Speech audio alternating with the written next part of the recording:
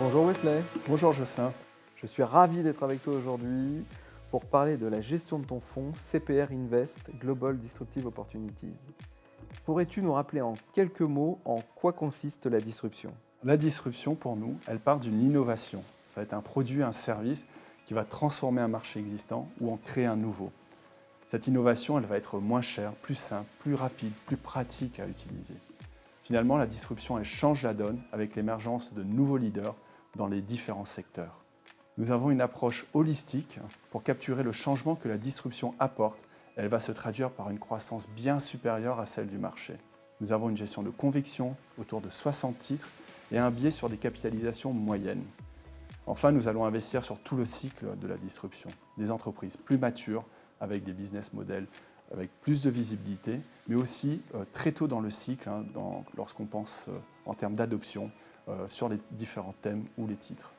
Si je comprends bien, la révolution dans laquelle on est aujourd'hui, elle est liée à la technologie. Ton fonds est donc une stratégie pure tech. Pas tout à fait. Notre univers de la disruption, elle est large, globale, et touche toutes les industries, tous les secteurs de l'économie. La disruption est un écosystème complet. Si on regarde dans notre univers d'investissement, l'économie digitale est au cœur de l'univers de la disruption. C'est notre première dimension. Et on est dans un cycle où la digitalisation de l'économie s'accélère. La loi de Moore, depuis 30 ans, a augmenté la capacité de calcul à un coût toujours moindre. Cette baisse des coûts a permis l'émergence de nouvelles activités, le cloud, l'utilisation des méga bases de données, les objets connectés, la cybersécurité. Finalement, la digitalisation, elle est également à l'origine de cette quatrième révolution qui est notre deuxième dimension. Les usines, les robots, les voitures deviennent de plus en plus connectés, intelligents, plus autonomes. Les robots qu'on va retrouver également dans la santé, par exemple. Et c'est notre troisième dimension, une dimension qui est à l'intersection de la recherche médicale et des avancées technologiques. Et cette dimension bascule dans le cycle de la biotech, de la génomique, qui va se traduire par une forte amélioration de la qualité des soins et en retour avec une forte augmentation de l'espérance de vie qui va rendre nécessaire la maîtrise des coûts et un meilleur suivi thérapeutique. Et enfin, notre quatrième dimension, la planète. La population mondiale a été multipliée par 7 en 2 siècles. On doit donc mieux gérer, mieux maîtriser nos ressources, avec des villes intelligentes, connectées, une agriculture de précision, ou d'avoir accès à des nouvelles ressources qui vont être renouvelables et propres. Donc vous voyez bien que dans notre approche de la disruption, ces 4 dimensions sont en interaction entre elles, avec des frontières qui sont de plus en plus floues. La disruption, finalement, elle prend naissance dans le secteur de la technologie, mais aujourd'hui, elle crée des opportunités dans tous les secteurs économiques. Merci pour ces éclaircissements. J'ai bien compris que tu pouvais investir dans 4 grandes dimensions. On voit tous dans l'économie digitale le type de valeur que tu peux utiliser étant donné que les médias en parlent de manière quotidienne. J'ai plus de mal à appréhender les investissements potentiels qu'on peut retrouver dans ton fonds sur les 3 autres dimensions. Pourrais-tu nous donner 2 exemples? Une société mature qui a disrupté son modèle économique pour s'adapter à l'évolution et au changement, et une société novatrice qui, elle, a totalement disrupté le marché dans lequel elle s'est positionnée. Alors, pour les sociétés novatrices, on va commencer de ce côté-là. L'année 2020 illustre très bien cette capacité d'innovation et d'agilité que la disruption a apportée au secteur de la santé. En 2018 et en 2019, il y a eu les introductions successives en bourse des sociétés fournissant des solutions thérapeutiques à base d'ARN Messenger. Donc on les connaît tous aujourd'hui, il s'agit de Moderna et de BioNTech, avec une promesse de révolutionner le secteur de la santé. On ne pouvait pas se douter à ce moment de l'importance de ces nouvelles plateformes pour nos économies. En quelques mois, un vaccin a été formalisé, testé et commercialisé. C'est du jamais vu. Donc pour nous, 2020 était la validation de l'ARN messager qui a accéléré l'innovation dans ce domaine. Et en quelques mois, des années de recherche ont été gagnées. On se rend compte à quel point la disruption, elle change la donne, elle transforme un marché existant en étant plus rapide, plus facile et surtout plus efficace.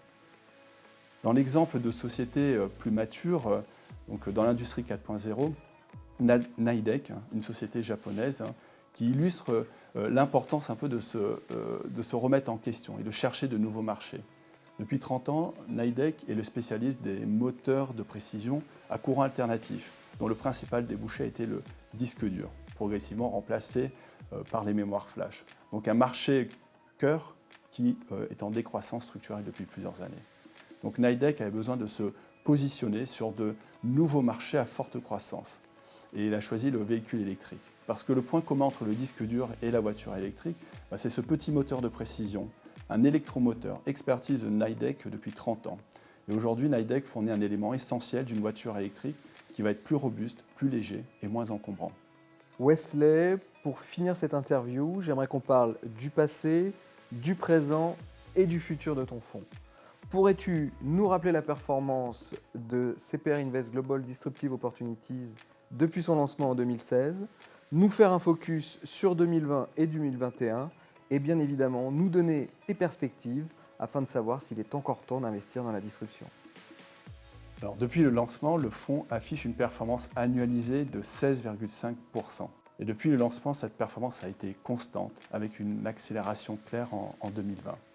En 2020, parce qu'on a assisté à une accélération de l'adoption des différents trends qu'on observe depuis plusieurs années. Donc cette performance a été portée par l'émergence de la nouvelle économie autour du thème à la maison, qui a accéléré la transformation digitale, le travail, le soin, l'apprentissage ou encore les loisirs.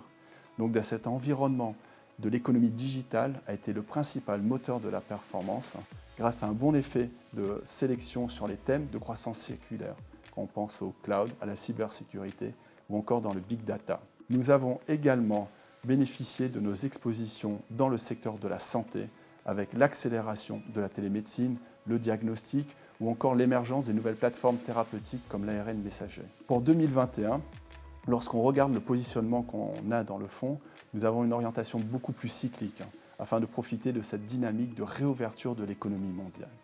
Nous avons remonté le biais cyclique à travers nos dimensions Industrie 4.0, mais également dans le secteur de la santé pour être mieux exposés à cette normalisation des procédures médicales dans le processus de normalisation de l'activité économique cette année. Bien sûr, nous conservons notre position importante sur cette croissance structurelle autour de la transformation digitale, que ce soit le cloud, que ce soit la fintech ou encore la cybersécurité. Mais nous avons également augmenté nos expositions autour de l'environnement. Les investissements dans les technologies vertes s'accélèrent dans le monde entier vers une transition dans l'économie à une intensité plus faible en carbone, et cela sur l'ensemble de la chaîne de valeur. Donc la disruption est un phénomène en accélération qui crée des opportunités dans tous les secteurs et génère un véritable potentiel de croissance inépuisable. Merci Wesley pour toutes ces informations et je te dis à très bientôt pour une nouvelle interview. Merci Jocelyn.